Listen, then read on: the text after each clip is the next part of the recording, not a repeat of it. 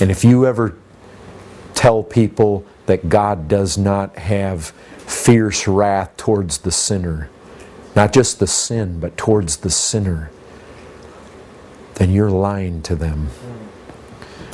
Because I don't find verses that speak and show God to pour out wrath on sin. What's that? How do you pour out wrath on sin? Where is it? Listen to this.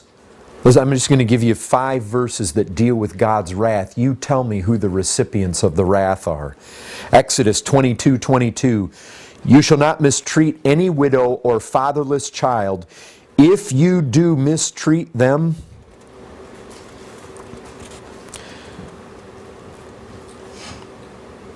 and they cry out to me, I will surely hear their cry, and my wrath will burn, and I will kill you with the sword. Leviticus 26:27.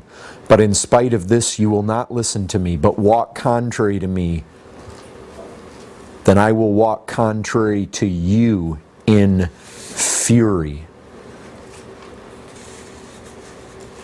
2 Kings 22:13. For great is the wrath of the Lord that is kindled against us, because our fathers have not obeyed the words of this book and do according to all that is written concerning us. Ezra 8:22. The hand of our God is for good on all who seek Him, and the power of His wrath is against all who forsake Him. Psalm 21:8. Your hand will find out all your enemies. Your right hand will find out those who hate you. You will make them as a blazing oven when you appear. The Lord will swallow them up in His wrath, and fire will consume them. Folks, His wrath is directed against sinners, not just sin.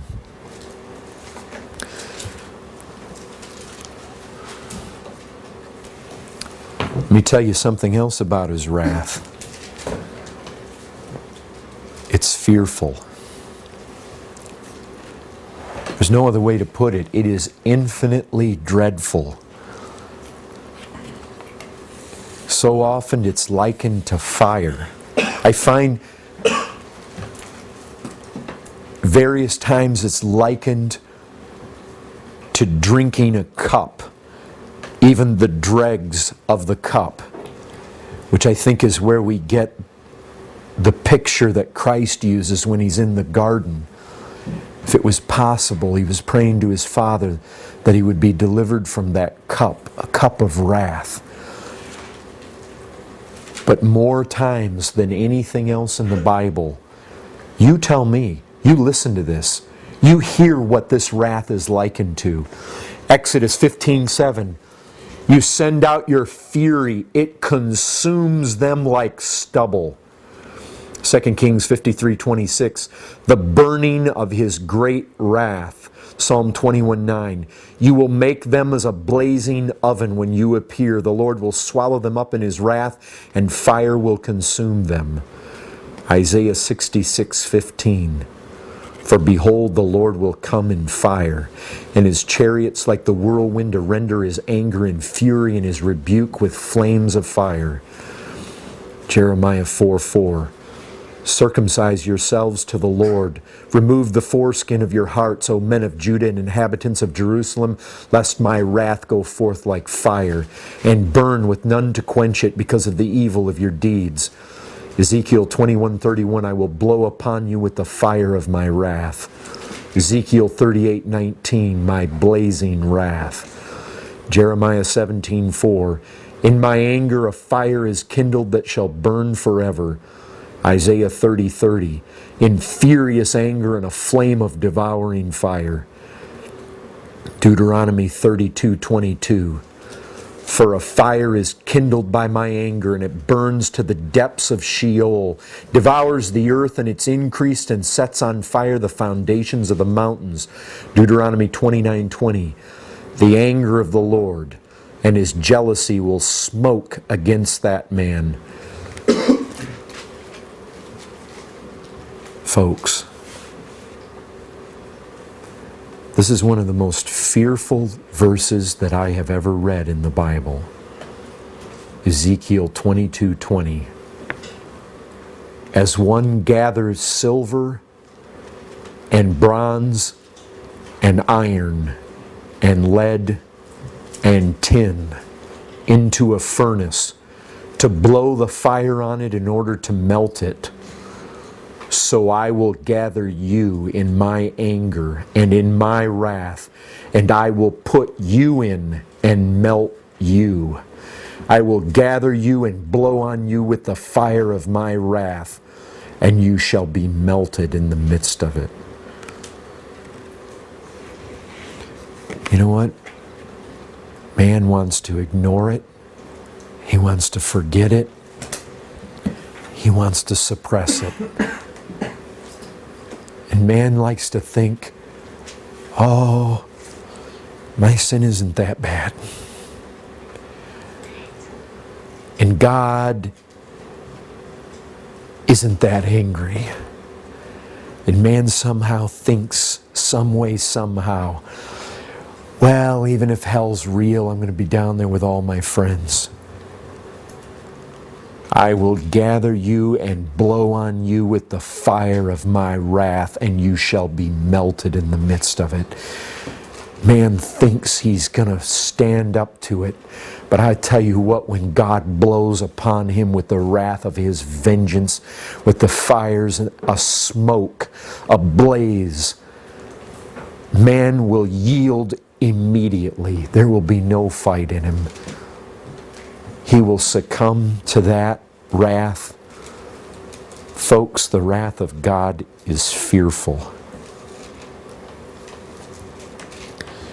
And I'll tell you this, nothing but sin brings out this characteristic of God. Wrath is the way a holy God does respond and to the wickedness of men. But I'll tell you a third thing about this wrath. It's righteous. Listen to this. This is in Romans 2, verse 5. But because of your hard and impenitent heart, you are storing up wrath for yourself on the day of wrath, when God's righteous judgment will be revealed. You know what most men feel? They feel that the wrath of God, if it's as bad as the Bible says it is, and the Bible says it's terrific, it's terrifying to the uttermost. If it's that bad, man looks at it and says, wait a second. If it's that bad, this is excessive. God's going overboard here. Man cannot conceive of God having such a massive reaction on God's part to our little sins. So they look at this can't be. This is overkill.